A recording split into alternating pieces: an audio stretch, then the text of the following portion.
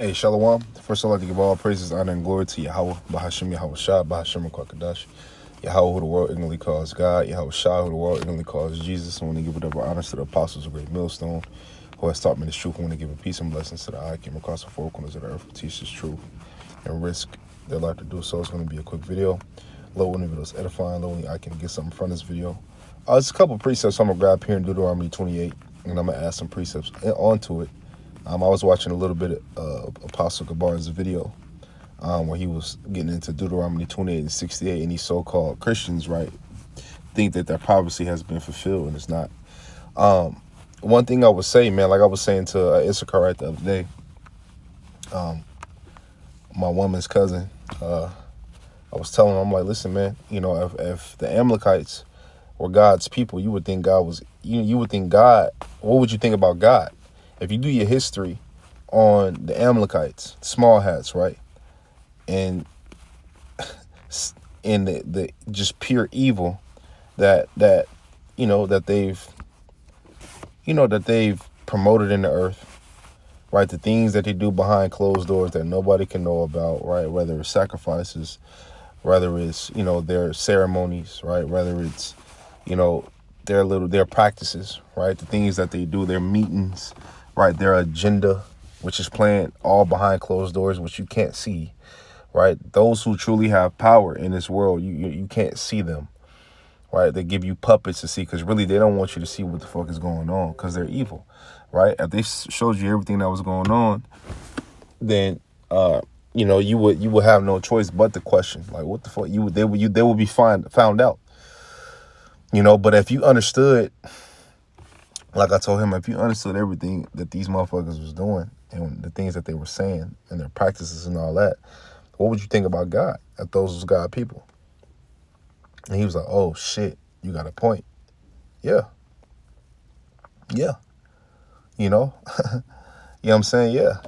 So you got to think about it. He was talking about how, how they went through the H and all that. And I'm like, that wasn't even that bad. The real H was slavery. The real H was that ride over here from the countries that we came from, whether it was West Africa, whether it was Europe, right? Parts of Europe, you understand? So, parts of Africa, West Africa, mainly, you know what I mean? Even the Northern Kingdom coming over here before us, okay? You can read that in the Apocrypha, right? And they tell you how they got here and all that. Which in that movie about Columbus, he actually used the Apocrypha. It shows you he used the Apocrypha, and they had translators, Hebrew translators. Why would they have Hebrew translators, for non-Hebrew people? That don't make sense, right? So if you just do, which proves to you that Gad, Issachar, so-called Native Americans, right, so-called Mexicans, right, other Latinos, so-called Latinos that was down here or over here, right, goes to show you that, they spoke Hebrew. They were a Hebrew-speaking people, and they kept customs that was that's in the scriptures, okay? When did the Amalekites ever keep customs that was in the scriptures, right? The curls on the side of their face is not customs. Their hat is not a custom. What they wear is not a custom. Their practices is not a custom. Circumcising kids with your mouth is not a custom of ours. You understand? Right? The things you people do is not a custom of ours. It's not in the scriptures, man. Right? It's not. So you start, you got to question. You start to question, like, oh, shit. Stop taking shit for, face value and start questioning. Like, what the fuck is really going on? And then where's the rest of the tribes at? Is all you guys is just the tribe of Judah? You kidding me? Where's Issachar? Where's Zebulun? Where's Ephraim? Where's Manasseh? Where's Benjamin? Where's Gad? Where's Levi, the priest, right? Where's Levi? Where's Levi? So now in this time, right, we make more sense than what you've been taught. See? Those pastors, they use scriptures as motivational speaking, man. They use scriptures as motivational speaking. That's what they do, right? They don't dive into history. They don't dive, and when they do dive into history, they dive about battles that we overcame as Israelites, and things that we did, and the times that the Most High delivered us out of certain situations, right? But they don't get into the battle that the Israelites had with the other nations, because if you get into that, then you have to realize that the other nations are the enemies of the Lord's people. Like you read in Psalms 84, I believe, if I'm not mistaken, 83 or 84. Right? You start reading these things, okay? But then they'll try to spin you with, oh, Jesus, so-called Jesus came back for everybody. No, it's not what that's saying, man. He died for... I remember when I used to go to church when I was little, the pastor always had a saying, look to your neighbor, look to the left, look to the right, and say, he died for me. He died for me. And you got all kind of people in there that was looking to the right and looking to the left, saying, I'm like, that's a bold statement to say. I felt like that as a youngin', man. I'm like, that's a bold statement to say. Right? Because when you dig deeper into it, the Lord didn't die, the Lord died for the elect and the 1/3, man. When you really peel the onion all the way back. Okay? They thinking that the Lord died, or they're promoting that the Lord died so they could sin, so we could be freed from the law. But Paul said, do we make void the law? No, we establish it. We can't keep it. I mean, we can't keep it. Yeah, we can't keep it all the way, but we got to keep it to the best of our abilities. And why wouldn't you want to? It's the perfect way to live. That's why when you come into this thing, it's a straight gate, right? You got to prepare your soul for temptation, like it says in Sirach, the 2nd chapter. Why? Because it's not going to be easy, man. You're going to have battles, man, with yourself. Man, you be riding high, man. You spirit on you, right? Maybe a week, maybe 4 or 5 days. The spirit on you rocking, man. You getting into breakdowns. You watching videos. You know what I'm saying? You just in the spirit. And then that next week come and it's like, you got demons plaguing your mind. You got demons might be plaguing you. Your woman might be plaguing you with some bullshit. She might have did some off shit. You know what I mean? Shit you got to battle at your job. Like just shit like that, man. It's just wild shit. Right? So it's ups and downs, ups and downs, ups and downs, ups and downs in this. Then that old man on top of all that, right, that you have to battle because we're marinated in Babylon Jews. Okay? So, yeah, man, I get offended when these pastors get to talking about the scriptures and talking about this and talking about God so loved the world that he gave his, only begotten son, and not understanding what that's talking about, and saying that you can eat everything, and saying that they fear God. And then you get into scriptures with these dudes and they don't even know God. They don't even want to know God. They don't even fear the Lord, man. So I could give a fuck what a Christian is talking about.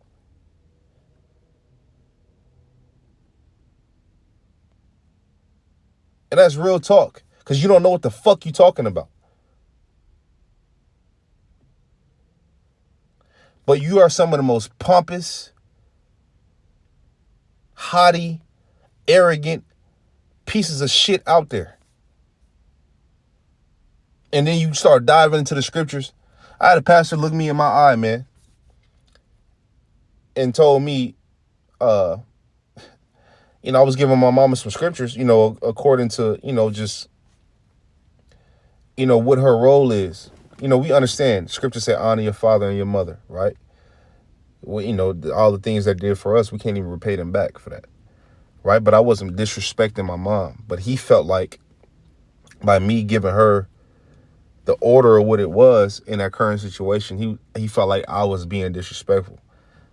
Put the Bible. He gonna tell me, put that Bible down. Put it down. Put it down and look at me. Put it down. This is your mama. Ooh. I'm like, listen, man. Who I'm supposed to love more, the Most High or my mother?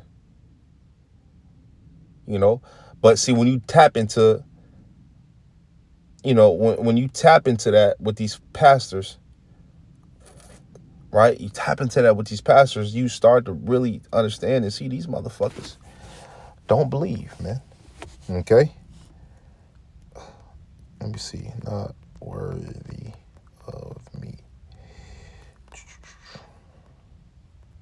Yeah, he that loveth father, this is Hebrew, it's like in Matthew 10:37.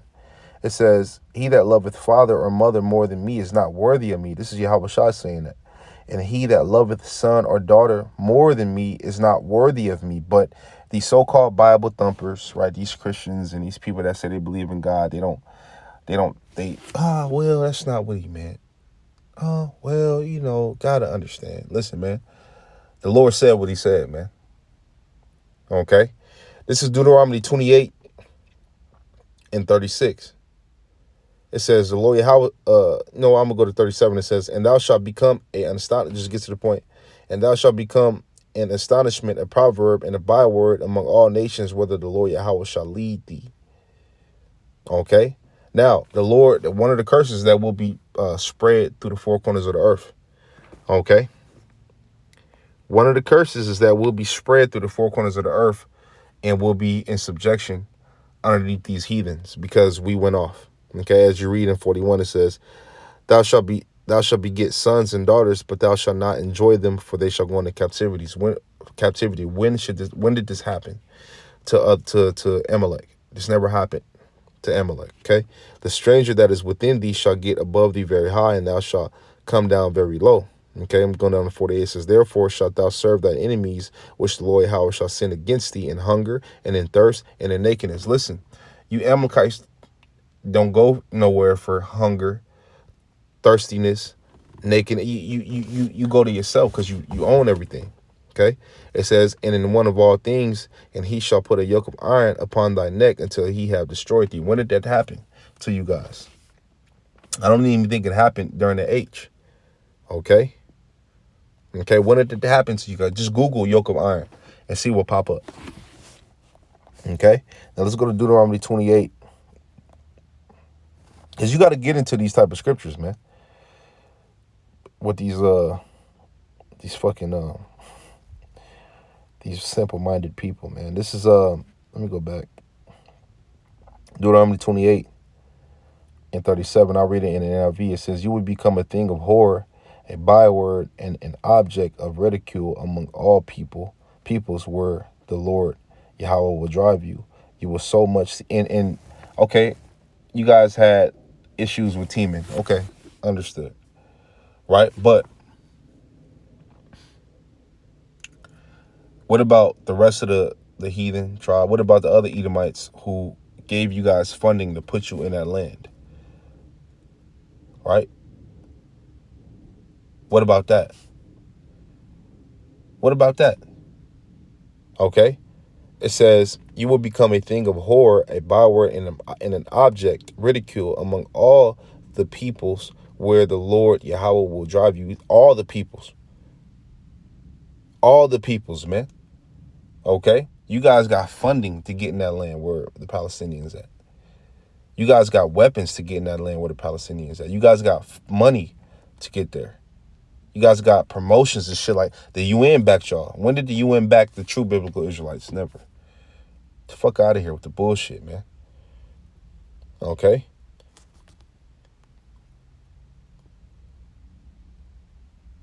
You fucker, man, listen, man, you people got some nerve, man. You people, but when the Lord come back,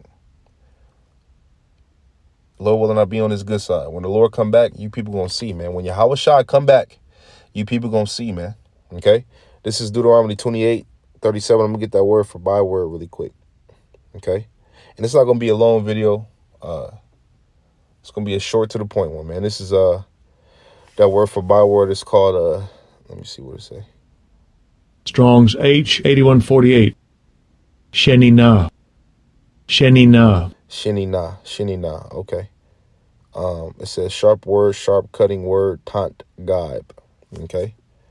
Now let's go to Safari, get that definition for God. It says an insulting or a mocking remark, a taunt. You can't listen. We've been called niggas. We've been called spics. We've been called wetbacks. We've been called Negroes, niggers, all that shit, and we still get called it to this day, right? Say something about them Amalekites if you want to, and see it. And I gotta say Amalekite. So if you don't know who I'm talking about, then you ain't been watching enough videos. You ain't been doing enough studying, right? But I gotta say Amalekite because if I say the other name, then they gonna flag my video and take it down. Okay? Right? And then let me make this point too, real quick, man. The brother had brought this out 2 weeks ago. on the highways and byways. Let me just, now that I'm thinking about it.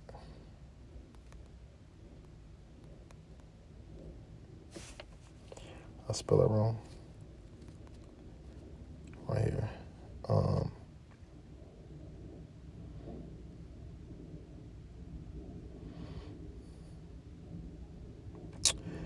Genesis 36:12. And Timnah was concubine to Eliphaz, Esau's son, and she bare Eliphaz, Amalek. These were the sons of Adah, Esau's wife. Was that it? Eliphaz.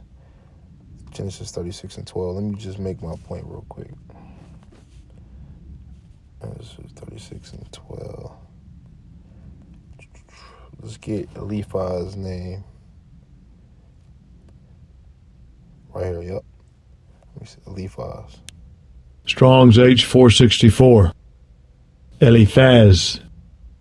Eliphaz. Yeah, Eliphaz, which his name means, my God is gold. That's what they worship. Gold. Okay? Gold. Okay, it says, and Timnah was concubine to Eliphaz, Esau's son, and she bare to Eliphaz Amalek. These were the sons of Adah, Esau's wife, right? So when you go into Eliphaz's name, it means my God is gold. Okay, let's just see what Amalek means real quick.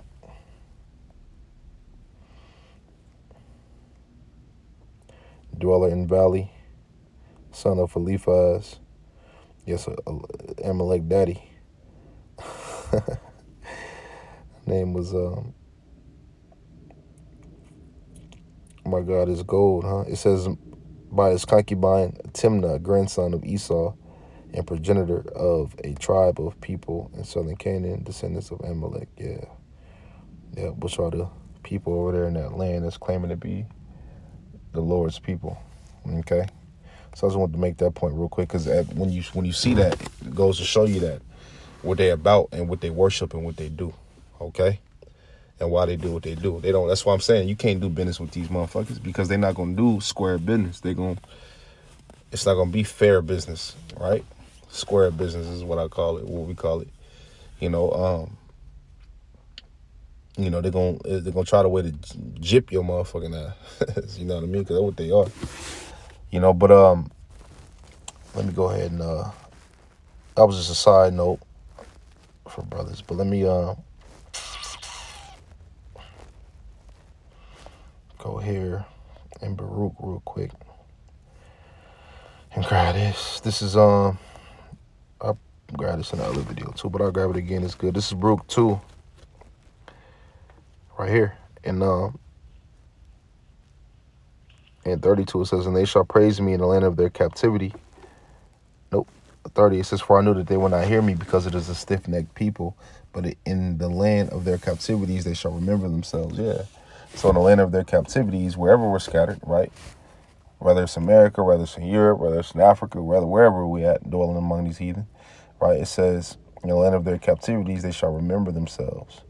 Okay, and we indeed are remembering ourselves, and we're, thinking upon the name of the Lord, which the Father name is Yahweh, the Son name is Yahweh Shai. Okay, not Jehovah, not Jesus, not these other names that these dudes are trying to say, right?